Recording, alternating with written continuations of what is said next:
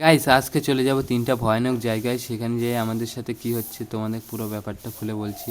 Guys সকাল সকাল চলে যাচ্ছি বাড়ির পিছনে লোকেশনগুলো ঠিক করতে। গাইস রাতে কোথায় গেলে ভালো হবে তার জন্য আমাদের বাড়ির পিছনে চলে আসছি। শুনেছি এখানে একটা ভয়ানক একটা জায়গা আছে, এখান থেকে কিছু প্রেতাত্মারা বাড়ায়। গাইস রাতেবেলা আমরা ওখানেই যাব। কিছু কি আমাদের সাথে হয়ে যাবে। এখন আমরা আসছি এই নারকেল গাছটার এখানে।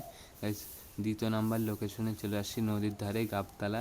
শুনেছি এনে বাচ্চারা কান্নাকাটি করে, তার জন্য দেখার জন্য গাইস আমি সকালবেলা চলে গেছি।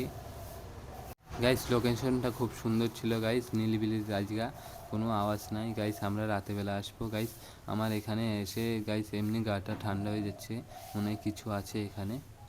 ওখান থেকে আমরা চলে যাচ্ছি অন্য একটা লোকেশনে। এখানে শুনেছি নাকি লাইটগুলো রাতে আপনা আপনি জ্বলে যায় ট্রাক্টরের। গাইস সত্যি কি এরকম হয়?